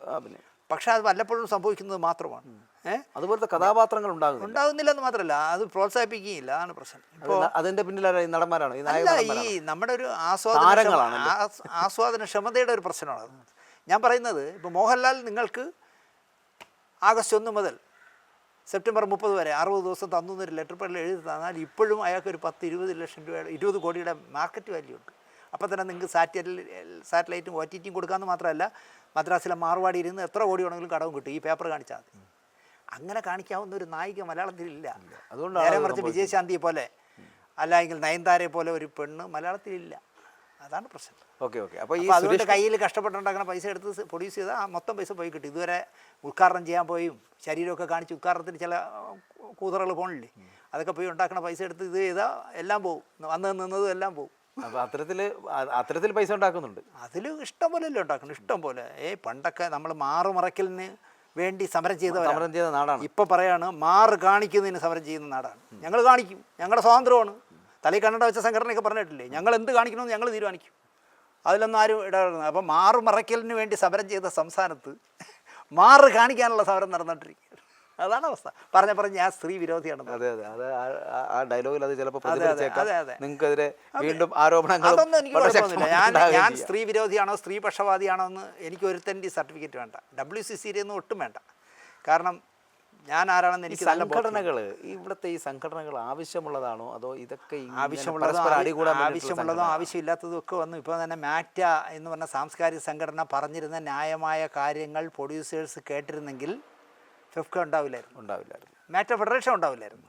സഹികെട്ടാണ് മാറ്റ ഫെഡറേഷൻ ഉണ്ടാക്കിയ. അതാണ് മറ്റേ ബസ്വാസറിന് വരം കൊടുത്ത പോലെ ഒരുത്തൻ്റെ കയ്യിൽ ഏൽപ്പിച്ച് അവൻ ചവിട്ടി തീർത്തത്. പെണ്ണ് ഭാര്യയെ കൂട്ടി കൊടുത്താലും ചില സംവിധായകന്മാർക്ക് സിനിമ എടുത്താൽ മതി എന്നൊക്കെ പ്രസംഗിച്ചാണല്ലോ മാറ്റ ഫെഡറേഷൻ തീർന്നത്, ഫെഫ്ക ഉണ്ടാവുന്നത്. സംഘടന ഉണ്ടാവുന്നതിൽ തെറ്റില്ല എന്ന് ഞാൻ പറയും. കാരണം അവകാശങ്ങൾ ചോദിച്ചു വാങ്ങണമെങ്കിൽ സംഘടന വേണം. പ്രത്യേകിച്ച് സിനിമയിൽ സ്ഥിരമായ വരുമാനമല്ലല്ലോ. ഒരു പടം കഴിഞ്ഞ് പോകുമ്പോൾ നിങ്ങളുടെ വർക്ക് ചെയ്ത പൈസ കിട്ടുന്നില്ല എന്ന് കാണുമ്പോൾ, ഇപ്പോൾ തന്നെ ഈ അടുത്ത കാലത്ത് ഞാൻ നമ്മുടെ നിശ്ചല ഛായാഗ്രാഹകൻ P. ഡേവിഡ് എന്ന് പറഞ്ഞ മദ്രാസിൽ നമ്മുടെ ഒരു കാലത്തെ മലയാള സിനിമ മുഴുവൻ സ്റ്റില്ലെടുത്തത് അദ്ദേഹമാണ്. എനിക്ക് അദ്ദേഹത്തോടുള്ള ബഹുമാനം എന്താണെന്ന് ചോദിച്ചാൽ മലയാള സിനിമയിലെ വർക്ക് ചെയ്ത സിനിമയുടെ മുഴുവൻ നെഗറ്റീവും നിധി പോലെ സൂക്ഷിച്ച ഏക ആളേ ഉള്ളൂ, അത് അദ്ദേഹമാണ്. അതുകൊണ്ടാണ് അദ്ദേഹം ഇപ്പോൾ നന്നായിട്ട് ജീവിക്കുന്നത്. കാരണം ഇപ്പോൾ മാധ്യമത്തിലൊരു ആർട്ടിക്കിളിൽ അനുഭവങ്ങൾ പാളിച്ചകളിൽ ഒരു സ്റ്റില്ല് വേണമെങ്കിൽ P. ഡേവിഡിനെ വിളിച്ചാൽ മതി. ഒരു ബ്ലാക്ക് ആൻഡ് വൈറ്റ് പ്രിൻറ്റിന് അദ്ദേഹം 600 രൂപ വാങ്ങിക്കും.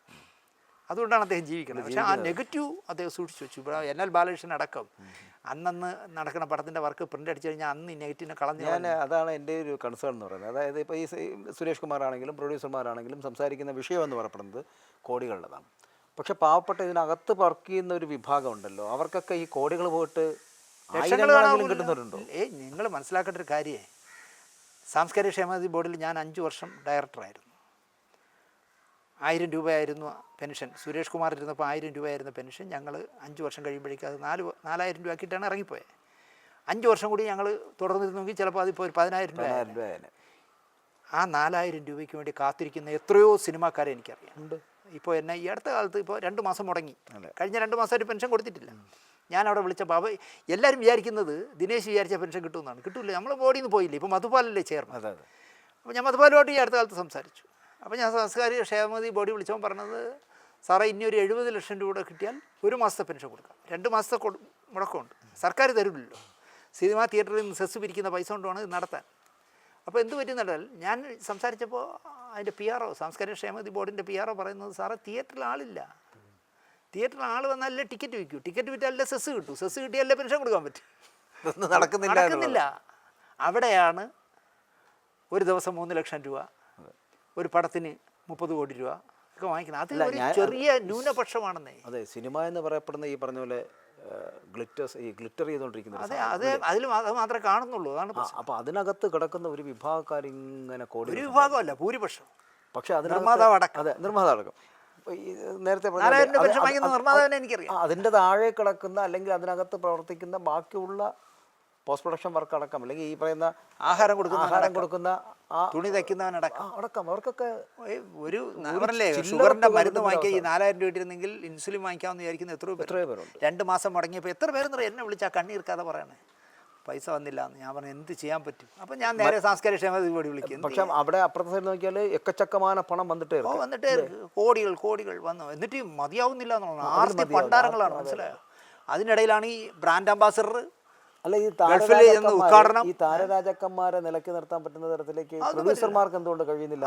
സുരേഷ് കുമാർ എടുക്കുന്ന ഒരു നിലപാടുണ്ടല്ലോ, ഈ നിലപാട് കുറച്ചുകൂടി ശക്തമാക്കിയാൽ. അല്ല, നടക്കില്ല. കാരണം എന്താ അറിയോ, നിങ്ങളിപ്പോൾ എൻ്റെ ഇന്ന് ഡേറ്റ് വാങ്ങുകയാണ് 70 ദിവസം. ഞാൻ 70 ദിവസം നിങ്ങൾക്ക് 30 കോടിക്ക് തരുമ്പോൾ തന്നെ ഞാൻ നിങ്ങളുടെ പറയുകയാണ്, ഞാൻ രാവിലെ 11 മണിക്കേ വരുള്ളൂ, എനിക്ക് 70 കഴിഞ്ഞു, ഞാൻ 11 മണി കഴിഞ്ഞേ വരൂ. 12 മണിക്ക് ഞാൻ പോവും ചെയ്യോ. ഉണ്ട് കഴിയുമ്പോൾ ഈ വയസ്സായതുകൊണ്ട് എനിക്ക് ഇത്തിരി റെസ്റ്റ് എടുക്കണം. ഞാൻ 3 മണിക്കേ വരും, 5 മണിക്ക് പോകും. നിങ്ങൾ എന്ത് തേങ്ങ എടുക്കും ഷൂട്ടിങ്? 150 ദിവസം. വടക്കം വീരകഥ ഞാൻ ഇപ്പോൾ വന്നപ്പോൾ കാണാൻ പോയിട്ട് ഞാൻ ആലോചിക്കായിരുന്നു, 30 ദിവസം കൊണ്ട് ഷൂട്ട് ചെയ്ത സിനിമയാണ്. ഹരിഹരൻ എന്ന് പറഞ്ഞൊരു വലിയ മഹാൻ 30 ദിവസം കൊണ്ട് ഷൂട്ട് ചെയ്ത സിനിമ ഇന്നത്തെ ഈ നിക്കറിട്ട് നടക്കുന്ന ഏതെങ്കിലും ഒരു അലവലാതി സംവിധായകൻ്റെ കയ്യിൽ ഏൽപ്പിച്ച 300 ദിവസം കൊണ്ട് ഷൂട്ട് ചെയ്യില്ലല്ലോ. കാരണം ഈ താരങ്ങളെ കിട്ടുമോ? രാവിലെ 11 മണിക്ക് വരിക, 1 മണിക്ക് പോവുക, 3 മണിക്ക് വരിക, 5 മണിക്ക് പോവുക. പുതിയ താരങ്ങളല്ലേ ഇങ്ങനെ ഈ 11 മണിക്ക് വരുന്നതും? അല്ല, എല്ലാവരും 11 മണിക്ക് വരുന്ന പുതിയ താരങ്ങളെന്ന് പറഞ്ഞാൽ വന്നോടെ മറ്റേ കാരവനിക്കരുന്ന് വലിക്കണമല്ല, ഭാവന വരാനായിട്ട്, അഭിനയം വരാനായിട്ട് വലിക്കണം. വലിച്ച് നാക്കിൻ്റെ ഇടയിലൊക്കെ ഒട്ടിച്ച് നിക്കറൊക്കെ ഇട്ടിരുന്ന്. ഇപ്പോൾ മോണിറ്റർ ഉള്ളതുകൊണ്ടേ മോണിറ്ററിൻ്റെ മുമ്പേ ഇരുന്ന് എടുത്ത ഷോട്ടൊക്കെ ചർച്ച ചെയ്ത്, അളിയ ഒന്നാമത് സംവിധാനമൊക്കെ സാറെന്നല്ലേ ഇപ്പോൾ വിളിക്കുന്നത്, അളിയാന്നാണ്. അളിയ ഈ ഷോട്ട് നമുക്ക് മറ്റേ തലവുത്തിന് എടുത്താലോ, ഉടനെ അളിയെ ഒന്നല്ല എൻ്റെ ഈ എടുത്തതെല്ലാം ഒന്ന് എടുക്കുക. അതുകൊണ്ടാണ് ഒരു പടത്തിൽ ഇപ്പോൾ 2 മണിക്കൂർ കഷ്ടിയാണ് ഒരു സിനിമ. ഞാൻ 10-40 വർഷം സിനിമ നിന്നുകൊണ്ട് ഞാൻ പറയുകയാണ്, ഒരു 60 സീനുണ്ടെന്ന് വെച്ചോ. 60 ഒരു ദിവസം ഒരു സീൻ എടുത്താൽ പോലെ 60 ദിവസം കൊണ്ട് തീരുമില്ലേ? തീരും. ഇവൻ ചാവ് പെലവിളി അടിയന്തരം എന്നൊക്കെ പറഞ്ഞ് ചെയ്യുന്നത് 200 ദിവസം 250 ദിവസമാണ് ഷൂട്ട് ചെയ്യണത്. അന്തസ്സായിട്ടല്ലേ മോഹൻലാലിൻ്റെ ബാറോസിനെ കുറിച്ച് പറയുന്നത്. ഞങ്ങൾ 1048 ദിവസം എന്തോ ഷൂട്ട് ചെയ്തത്. എന്ത് ചെയ്തുകൊണ്ടിരുന്നെന്ന് എനിക്കറിയില്ല. ഈ 1048 ദിവസം ക്യാമറ വാടകയ്ക്ക് എടുത്തെങ്കിൽ 10 ലക്ഷം രൂപയായിട്ടാണ് ഒരു ദിവസത്തെ ക്യാമറയുടെ വാടക. 1048 ദിവസത്തേക്ക് 10 ലക്ഷം വെച്ച് കൂട്ടി എത്ര ക്യാമറ വാങ്ങിക്കായിരുന്നു സ്വന്തമായിട്ട്? ഇത് കഷ്ടപ്പെട്ടുണ്ടാക്കുന്ന പൈസ അല്ലെന്നേ. ഇതൊക്കെ കണ്ട ബ്ലാക്ക് മണി ഉള്ളവന്മാരെ വിളിച്ചുകൊണ്ടെന്ന് അവനെ പാർട്ണറാക്കിയിട്ട് അവൻ്റെ പൈസ വെച്ച് കളിക്കുന്നതുകൊണ്ടാണ് ഇങ്ങനെയൊക്കെ ചെയ്യുന്നത്. ഇപ്പം തന്നെ കണ്ടില്ലേ, ഇപ്പോൾ ഏതെല്ലാം രാജ്യത്തൊക്കെ പോയി ചെയ്യുന്നു. എമ്പുരാൻ കിടന്നു പോയാലുള്ള അവസ്ഥ അടിച്ചു നോക്കി. ഞാൻ പറഞ്ഞു ഇങ്ങനെ ഒരു 10 എണ്ണം കിടക്കണമെന്നാണ് ഞാൻ. വീണു പോകും. അല്ല, 10 എണ്ണം വീഴണം, അങ്ങനെ മലയാള സിനിമ എമ്പുരാൻ വീഴാനുള്ള എന്തെങ്കിലും സാധ്യതയുണ്ടോ? എന്തോ പാൻ ഇന്ത്യൻ മോഹൻലാലൊക്കെ ചോദിക്കുന്നില്ലേ, പാൻ ഇന്ത്യൻ സിനിമയിലേ നമ്മൾ ഇനി ചെയ്യാവുന്നു. മലയാളിക്ക് വേണ്ടി ഇപ്പോൾ സിനിമയെ അവർക്കൊന്നും താല്പര്യമില്ല. എല്ലാവരും പാൻ ഇന്ത്യനിലേക്കാണ് പോകുന്നത്. സന്മനസ്സുള്ളവർക്ക് സമാധാനവും അല്ലെങ്കിൽ വരവേൽപ്പും പോലുള്ള എന്നും നമ്മൾ ഓർക്കുന്ന TP ബാലഗോപാലിനെ പോലെ ഗാന്ധിനഗർ സെക്കൻഡ് ഷീറ്റ് പോലുള്ള പടങ്ങളിലൂടെ വളർന്നു വന്ന മോഹൻലാൽ കേൾക്കുന്നത് പാൻ ഇന്ത്യൻ സിനിമയല്ലേ നമ്മൾ ചെയ്യേണ്ടത്. അതുകൊണ്ട് അല്ലു അർജുന മസിൽ പിടിക്കാൻ പോവുകയാണ് അവരൊക്കെ കൂടെ, മനസ്സിലായില്ലേ? അപ്പോൾ മലയാള സിനിമ നഷ്ടപ്പെട്ടുകൊണ്ടിരിക്കുന്നു. ഇവരാരും മലയാള സിനിമ ഇപ്പോൾ ചെയ്യുന്നില്ല. മമ്മൂട്ടിയുടെ ഈ അടുത്ത കാലത്ത് ഏതെങ്കിലും മലയാള സിനിമ വന്നിട്ടുണ്ടോ? എല്ലാം ഷെർലോക്കും തേങ്ങയും മാങ്ങിയൊക്കെയല്ലേ വരണേ. ഏതെങ്കിലും മലയാളം നമുക്ക് മലയാളിത്വം ഉള്ളതായിട്ട് തോന്നില്ല. അപ്പോൾ അത് മതിയെന്ന് അവരങ്ങ് തീരുമാനിച്ചു. ഏതെങ്കിലും ഒരു സിനിമ നിങ്ങളിപ്പോൾ ഞാൻ കേട്ടെ 80കളിൽ കേട്ട ഏതെങ്കിലും ഒരു പാട്ട്, വയലാറിനൊക്കെ നമുക്ക് ഒഴുകാം, പഴഞ്ചൻ എന്ന് പറഞ്ഞ് നിങ്ങൾ കളയും. 80കളിൽ കേട്ട ഏതെങ്കിലും ഒരു മനോഹരമായ പാട്ടിൻ്റെ ഏതെങ്കിലും ഒരു വരി ഇപ്പോൾ ഉള്ള ഏതെങ്കിലും സിനിമയിലുണ്ടോ? കാളപിടുക്കും പോലെ എന്തോ വിഷ്വലുകളുടെ പുറത്തൂടെ എന്തോ പറഞ്ഞുകൊണ്ട് പോകണുണ്ട്. തൊണ്ടവേദനയുള്ള ഏതോ ഒരുത്തം പാടിയത്. അത് പാട്ടെന്ന് ഞാൻ പറയും, എനിക്കറിയില്ല, ഞാൻ പാട്ടെന്ന് പറയും. പാട്ടറിയാവുന്ന മാത്രം പാടിയിരുന്ന കാലത്തിൽ നിന്ന് മാറിയിരിക്കും. അതൊക്കെയാണ് അവസ്ഥ. ഇപ്പോൾ നമ്മൾ പറഞ്ഞു വരുമ്പോൾ സുരേഷ് കുമാർ പറഞ്ഞ കാര്യം, ഞാൻ ഈ പ്രൊഡ്യൂസർമാരുടെ നമുക്ക് സങ്കടം എന്ന് പറയുന്നില്ല തന്നെ, പ്രൊഡ്യൂസർമാരുടെ സങ്കടമാണ്. കാരണം അവർക്ക് ഒരു 10 പൈസയുടെ വിലയില്ല. ഒരു സിനിമ എടുക്കുക, ഈ പണമുള്ള നേരത്തെ പറഞ്ഞതാണ്, മറ്റവൻ ഇവൻ്റെ പൈസയിൽ ക്യാരവാനിലിരുന്ന് സൂചിച്ച് ഗൾഫിൽ ഉദ്ഘാടനത്തിന് മുമ്പ് എത്ര കോടി കിട്ടും, അല്ലെങ്കിൽ അടുത്ത സിനിമ നമുക്ക് ആർക്ക് ചെയ്യാമെന്നുള്ള ചർച്ച ചെയ്തുകൊണ്ടിരിക്കുമ്പോൾ ഈ പ്രൊഡ്യൂസർ വെയിൽ കൊള്ളുന്ന അവസ്ഥയാണ് കേരളത്തിൽ. ക്യാഷ്യറുടെ റോൾ ഉണ്ടെന്നാണ് സുരേഷ് കുമാർ പറഞ്ഞത്. ക്യാഷ്യറുടെ റോൾ പോലും ഇല്ല. അപ്പോൾ ഇനി സുരേഷ് കുമാറിൻ്റെ സങ്കടം, സുരേഷ് കുമാർ പറഞ്ഞ പോലെ ജൂൺ തൊട്ട് ഇത് സിനിമ നിർത്തിവെക്കാൻ പോകും. നിർത്തില്ല, അതിനും കുറേ ധാരണയിലൊക്കെ എത്തും. പക്ഷേ അപ്പോഴും എനിക്ക് സുരേഷ് കുമാറിനോട് ചോദിക്കാനുള്ള ഒരു കാര്യം ഞാൻ ആദ്യമായിട്ട് നിങ്ങളുടെ ചോദിക്കുക. ഇപ്പോൾ 2 ലക്ഷം രൂപയാണ് ചിത്രാഞ്ജലിയിലെ ഫെസിലിറ്റീസ് ഉപയോഗിച്ച് ചിത്രാഞ്ജലിയിൽ കേരളത്തിൽ ഷൂട്ട് ചെയ്ത് ചിത്രാഞ്ജലി വർക്ക് ചെയ്താൽ 2 ലക്ഷം രൂപ സബ്സിഡി കിട്ടും സർക്കാരിൻ്റെ. തോമസ് ഐസക് ധനകാര്യ വകുപ്പ് മന്ത്രിയായിരുന്നപ്പോൾ ഫെഫ്ക അടക്കമുള്ള ഒരു കൊണ്ടുവന്ന് കൊടുത്താണ് അത് 10 ലക്ഷം രൂപ ആക്കണമെന്നുണ്ട്. ഞാൻ ആലോചിക്കട്ടെ എന്നൊക്കെ പറഞ്ഞ് തോമസ് ഐസക് വലിഞ്ഞളഞ്ഞു. ഈ സുരേഷ് കുമാർ അടക്കമുള്ള നിർമ്മാതാക്കളുടെ സംഘടന എവിടെയെങ്കിലും കേരളത്തിലെ സബ്സിഡി 10 ലക്ഷം ആക്കണമെന്നൊരു വാക്ക് പറയാത്തത്? താരങ്ങളുടെ പ്രതിഫലം കുറയ്ക്കാൻ നടക്കുന്നതിന് മുമ്പേ ആദ്യം ഇതൊക്കെ അല്ലേ ചെയ്യാവുള്ളത്? കേരളത്തിൽ ഷൂട്ട് ചെയ്യുന്നതിന് സർക്കാരിൻ്റെ സ്ഥാപനങ്ങൾ ഷൂട്ട് ചെയ്യണമെങ്കിൽ ഭീമമായ വാടകയാണ് ഇപ്പോൾ വാങ്ങുന്നത്. ആ വാടകകൾ ഏകീകരിക്കണം. വാടക ഇല്ലാതെ സിനിമ ഷൂട്ട് ചെയ്യാൻ തള്ളണം. നിങ്ങൾക്ക് ഞങ്ങൾ 1 രൂപ ടിക്കറ്റ് വിറ്റാൽ 33 പൈസ നിങ്ങൾക്കല്ലേ തരുന്നത്. 10 പൈസ മുടക്കുമുതലില്ലാതെ സിനിമയിൽ നിന്ന് ടാക്സ് എന്ന് പറഞ്ഞ് നിങ്ങൾക്ക് 33 പൈസ തരുമ്പോൾ നിങ്ങൾ കേരളത്തിലെ ഷൂട്ട് ചെയ്യാനുള്ള ഫെസിലിറ്റീസ് നിങ്ങൾ തരണ്ടേ? ചോദിക്കണം. ചിത്രാഞ്ജലി സ്റ്റുഡിയോയിൽ മനോഹരമായി കിടന്ന ചിത്രാഞ്ജലി സ്റ്റുഡിയോ 180 കോടി എന്താ കിഫ്ബിയിൽ നിന്ന് കൊടുത്തിട്ട് കുറേ കോൺക്രീറ്റ് വനങ്ങൾ ഷാജിൻ കരുൺ ഉണ്ടാക്കി വയ്ക്കുന്നു. കുറേ കോൺക്രീറ്റ് കെട്ടിടങ്ങൾ. ഇങ്ങനൊരു ഭാവനയുള്ള സംവിധാനമാണെന്ന് ഞാൻ ഞെട്ടിപ്പോയി. ആ ഭാവനയുടെ ഒരു എന്തെങ്കിലും ഒരു ഐറ്റം ഉണ്ടെങ്കിൽ അദ്ദേഹം ഇങ്ങനെ വങ്കത്തരം ചെയ്യൂ. ചിത്രാഞ്ജലി സ്റ്റുഡിയോ മുഴുവൻ കോൺക്രീറ്റ് കാടാക്കി മാറ്റുന്നു. ഇത്തരം കാര്യങ്ങളിൽ എന്താ പ്രൊഡ്യൂസേഴ്സ് അസോസിയേഷൻ ഇടപെടാത്തത്? ഒരു 4 കെട്ടോ ഒരു 8 കെട്ടോ ചിത്രാഞ്ജലിയിൽ ഉണ്ടാക്കിയിട്ടിരുന്നെങ്കിൽ, 2 വശത്ത് ഷൂട്ട് ചെയ്യാവുന്ന രീതിയിൽ ഉണ്ടാക്കിയിരുന്നെങ്കിൽ ദിവസം സർക്കാരിന് എത്ര രൂപ വാടക കിട്ടും? ഒരു എയർപോർട്ട് ഇപ്പോഴും കിട്ടുകയാണെങ്കിൽ രാമോജി ഫിലിസിറ്റി പോകണം. ഒരു റെയിൽവേ സ്റ്റേഷൻ ഒന്നുമില്ല ഇവിടെ. ചിത്രാഞ്ജലി ആന ചെയ്യും പൂനം ചെയ്യും എന്നൊക്കെ പറഞ്ഞിട്ട് ഫിലിം ഫെസ്റ്റിവലിന് നിങ്ങൾ 600 രൂപ 800 രൂപ കൊടുത്താൽ നിങ്ങൾക്ക് AC ക്യാബിനകത്ത് ആരെങ്കിലും ഒരു പെണ്ണിനെ വിളിച്ചുകൊണ്ട് സിനിമ ചർച്ച ചെയ്യാം. മനസ്സിലായില്ലേ? ഒരു മാർക്കറ്റിംഗ് എന്ന് പറഞ്ഞ് ഉണ്ടാക്കി വെച്ചാണ് ഷാജിൻ കരുൺ. അതൊന്നും അല്ല ഇവിടെ ആവശ്യം. ഇവിടെ സിനിമ കൊച്ചു കൊച്ചു ബഡ്ജറ്റുകളിൽ എടുക്കുന്നത് ഈ സുരേഷ് കുമാറിനോടൊക്കെ എനിക്ക് പറയാനുള്ളത്, നിങ്ങൾ ആരും ചെറിയ ബഡ്ജറ്റ് ചിന്തിക്കുന്നില്ല. അതാണ് പ്രശ്നം. നേരെ മറിച്ച് നിങ്ങളെപ്പോലുള്ളവർ ചെറിയ സിനിമകൾ ഒരുപാടുണ്ടാകണം, വീണ് പോയാൽ പോലും ഒരു പ്രൊഡ്യൂസർക്ക് കൈ പൊള്ളരുത് എന്ന് വിചാരിക്കുന്ന സിനിമകൾ ഉണ്ടാവണമെങ്കിൽ ഇതൊക്കെയാണ് ആദ്യം ഉണ്ടാക്കാനുള്ളത്. സർക്കാരിനെ കൊണ്ട് ഇതൊക്കെയാണ് ചെയ്യിക്കാനുള്ളത്. അല്ലാതെ സർക്കാരിനെതിരെ ഞങ്ങൾ സമരം ചെയ്യും എന്നല്ല പറയണ്ടേ. സർക്കാരിനെ കൊണ്ട് ചെയ്യിക്കേണ്ട കാര്യങ്ങൾ ചെയ്യിക്കണം. അത് ചെയ്യിക്കുന്നില്ല. എനിക്ക് ഭയങ്കര നിരാശയുണ്ട് ആ കാര്യത്തിൽ. അത്തരം കാര്യങ്ങളെങ്കിലും ഇനിയെങ്കിലും ഈ സുരേഷ് കുമാറിനെ പോലുള്ളൊരു മുൻകൈ എടുക്കണമെന്നാണ് എനിക്ക് പറയാം. ആ ഒരു ഇടപെടലെങ്കിലും ഉണ്ടായാൽ ഈ പറയുന്ന ഇത്തരത്തിലുള്ള വാദങ്ങളിൽ നിന്ന് മാറി സഞ്ചരിക്കാൻ പറ്റും അല്ലേ? താരങ്ങളുടെ പിന്നെ താരങ്ങൾ, ഈ വലിയ താരങ്ങൾ എന്ന് പറഞ്ഞാൽ അങ്ങ് വിടുന്നേ. അവർ സ്വയം പ്രൊഡ്യൂസ് ചെയ്ത്, അവർ സ്വയം ഡയറക്റ്റ് ചെയ്ത്, സ്വയം അഭിനയിച്ച്, സ്വയം പൊളിഞ്ഞു പോട്ടെന്നേ. അങ്ങനെ ചെറിയ ചെറിയ പടങ്ങളെടുത്ത് വിജയിപ്പിക്കുന്നത്. കൊച്ചു കൊച്ചു പടങ്ങൾ ഇവിടെ എത്രയോ ഓടി. സാധ്യതയും സാഹചര്യവും ഉണ്ട്. ഇവരെ തന്നെ വേണം എന്നുള്ള ഒരാവശ്യമില്ല. അപ്പൊ അങ്ങനെ ഒഴിവാക്കിയാൽ ഈ പറയുന്ന വാദങ്ങൾ വർഷത്തിൽ ഇപ്പൊ എത്രയോ വർഷമായിട്ട് 2 പടമാണ് അങ്ങേറ്റം മമ്മൂട്ടി, 2 പടമാണ് മോഹൻലാൽ ചെയ്യണേ. 200 ശിഷ്ടം പടം ഇറങ്ങുന്നിടത്ത് ഈ 4 പടങ്ങളെ അങ്ങ് മറക്കുന്ന, ഇഗ്നോർ ചെയ്ത് കളാ. എന്നിട്ട് അവരുടെ പുറകെ പോകാതെ അവര് 30 കോടിയോ റൈറ്റൊക്കെ വാങ്ങട്ടെ. അല്ല, അവർ രണ്ടുപേരെ മാറ്റിയാൽ തന്നെ ഇപ്പൊ പുതിയതായിട്ട് വന്നിട്ടുള്ള ഒരു നടൻ, ഞാൻ ഈ പറഞ്ഞ പോലെ പേര് പറയുന്നില്ല, ആ നടൻ വന്നപ്പോൾ 25 ലക്ഷം രൂപ കൊടുത്ത് ഒരു 2-3-4 സിനിമ കഴിഞ്ഞ ശേഷം നായകനായിട്ട് 25 ലക്ഷം രൂപ. അത് കഴിഞ്ഞ് ആ സിനിമ ഒന്ന് ക്ലച്ച് പിടിച്ചു എന്ന് പറഞ്ഞാൽ അടുത്ത സിനിമയ്ക്ക് വരുമ്പോൾ 1.5 കോടിയാണ് ചോദിക്കുന്നത്. അത് കഴിയുമ്പോൾ 3 കോടിയാണ് ചോദിക്കുന്നത്. അവിടെയാണ് സുരേഷ് കുമാർ പറയുന്നത്, ഒരു പടം വിജയിക്കുമ്പോൾ 2 കോടി ശമ്പളം കൂട്ടുന്നവൻ ഒരു പടം പൊളിയുമ്പോൾ 2 കോടി കുറയ്ക്കണം. ഇവന്മാർ ചെയ്യുന്നില്ല. പിന്നെ നിങ്ങൾക്കാണെങ്കിൽ ഞാൻ വേറൊരു കാര്യം പറഞ്ഞു. ഈ അടുത്ത കാലത്ത് ഒരു പുതിയ സിനിമ ചെയ്യാൻ പോകുന്ന ഒരു വടക്കേ ഇന്ത്യയിലെ ഒരു വലിയ കുത്തക മുതലാളി വരെയാണ്. അവനെ കുത്തുവാള എടുപ്പിക്കുന്നത് എങ്ങനെയെന്ന് ആലോചിച്ചോ? ഒരു സിനിമ എടുക്കാൻ പോവാണ്. ആ സിനിമയിലേക്ക് 4-5 പേര് വേണം. എല്ലാം പിച്ചക്കാരന്മാർ മതി. അതാണ് പ്രശ്നം. അപ്പോൾ എറണാകുളത്തുള്ള നിർമ്മാതാവ് കൂടിയായ ഒരു പിച്ചക്കാരനെ സമീപിച്ചപ്പോൾ അവൻ പറഞ്ഞു, അണ്ണാ ഞാൻ കഴിഞ്ഞ പടത്തിന് വാങ്ങിച്ചതേ 1.60 1.60 1,60,00,000 രൂപ. അതായത് യവന് കഞ്ചാവ് വേഷങ്ങൾ, കള്ളൻ, കൊള്ളക്കാരൻ, ഇതൊക്കെ ചെയ്യാൻ പറ്റുള്ളൂ. മാന്യമായ ഒരു കാക്കി യൂണിഫോം ഇട്ട് പോലും അഭിനയിക്കാൻ പറ്റാത്ത ഒരുത്തൻ. കോമഡിയൊക്കെ ചെയ്യാൻ ഇഷ്ടമാണ്, എനിക്കിഷ്ടമാണ് അയാളെ. പടത്തിൻ്റെ പേര് പറഞ്ഞാൽ നിങ്ങൾക്ക് പെട്ടെന്ന് പിടിക്കും, അതുകൊണ്ട് ഞാൻ പറയില്ല. അപ്പോൾ അവൻ്റെ ഈ പോയ സംവിധാനം ചെയ്യാൻ പോണ മഹാൻ പറയാണ്, എടാ ഉത്തരേന്ത്യക്കാരല്ലേ പ്രൊഡ്യൂസർ, നീ 1.70 വാങ്ങിച്ചോ, 1.60 വാങ്ങിക്കുന്നമായി സംവിധായകൻ്റെ പറയാൻ, അണ്ണൻ്റെ പടം വേണ്ട, അണ്ണ 1.5 തന്നാൽ മതി, 1,50,00,000 തന്നാൽ മതി എന്ന് പറഞ്ഞപ്പം സംവിധായകൻ പറഞ്ഞു കൊടുക്കുക, നീ 1.70 വാങ്ങിച്ചോടേ, എനിക്ക് ഡേറ്റ് തന്നാൽ മതി എന്ന്. പിന്നെ എങ്ങനെ സിനിമ നന്നാവും? ഈ ഉത്തരേന്ത്യക്കാരൻ പിന്നെ സിനിമ എടുക്കുമോ? ഈ പടം എടുത്താൽ അതോടെ അവൻ ആണി അടിക്കും. തീർന്നു. നമ്മുടെ എന്താ പറയുക, ഹൈദരാബാദിൽ നിന്ന് ഒരു തെലുങ്ക് പ്രൊഡ്യൂസർ വലിയ പടങ്ങൾ നിരന്തരമായി ചെയ്യാൻ വന്ന ഒരാൾ ആദ്യം ചെയ്യിച്ചത് ജയരാജിനെ കൊണ്ടാണ്. എങ്ങനെ കുത്തുവാളടിപ്പിക്കുക അത്രയും എടുപ്പിച്ച് ആ അട്ടർ ഫ്ലോപ്പാക്കി ഒരു പടം ചെയ്ത് കൊടുത്തു. അയാൾ അതോടുകൂടി മലയാള സിനിമ എടുക്കുന്നത് നിർത്തി. നമ്മൾ ഈ പേര് പറയുമ്പോൾ നാളെ ജയരാജ് കാണുമ്പോൾ എന്നെ മുഖത്ത് നോക്കില്ല. നമ്മൾ ഈ ഉള്ളത് പറയുന്നത് ആൾക്ക് ഇഷ്ടമല്ലല്ലോ. അപ്പോൾ പ്രശ്നം എന്ന് പറഞ്ഞാൽ വരുന്നവന് ഒരു പൂ കൃഷി മതി. അതെ, വരുന്നവനെ അപ്പം തീർത്ത് വിടണം. നമുക്ക് എന്ത് കിട്ടും? ഇവിടേക്ക് വരാൻ പാടില്ല. നമുക്ക് എന്ത് കിട്ടും? അല്ലെങ്കിൽ നിങ്ങൾ ആലോചിച്ചു, ഉത്തരേന്ത്യയിലെ ഒരാൾ വരികയാണ്, ആയിരക്കണക്കിന് കോടി മുടക്കാനാണ് വരുന്നത്. ആദ്യമായിട്ടൊരു പടം ചെയ്യാൻ പോകുന്നിടത്ത് അത് ചെയ്യാൻ പോണ സംവിധായം പറയാണ്, അവന് വേണ്ടി 1.5 കോടിക്ക് ചെയ്യാന്ന് പറഞ്ഞവൻ്റെ അവൻ പറഞ്ഞു കൊടുക്കുകയാണ്, നീ 1.5 വേണ്ട 1 എഴുതു വാങ്ങിച്ചോ. അല്ല, ഇവിടെ മാറേണ്ടത് ഇവർ തന്നെയാണ്, ഈ സംവിധായകർ. അല്ല, ഈ ചിന്തകൾ അതെ, ഈ രീതികൾ പൈസ മുടക്കുന്നവൻ നിലനിൽക്കണം എന്നുള്ളൊരു ബോധം വരാത്തിടത്തോളം കാലം. ഞാൻ കേട്ടെ, ഇവിടെ എന്താ സിനിമ എടുക്കാൻ അറിയാത്തവന്മാരാണ് സിനിമ എടുക്കണം എന്നൊക്കെയാണല്ലോ ഇവിടെ പലരും പറയുന്നത്.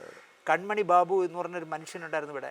17 വയസ്സായതുകൊണ്ട് ചെക്ക് ഒപ്പിടാൻ പറ്റില്ലായിരുന്നു. 18 വയസ്സായാലും ചെക്ക് ഒപ്പിടാവും. 1 വർഷം വെയിറ്റ് ചെയ്തിട്ടാണ് ചെമ്മീൻ എടുത്തത്. അവസാനം വാടക വീട്ടിൽ കിടന്നാണ് ആ മനുഷ്യൻ മരിച്ചത്. PKR പിള്ള 365 ദിവസം ഓടിയ ചിത്രമെടുത്ത പ്രൊഡ്യൂസറാണ്.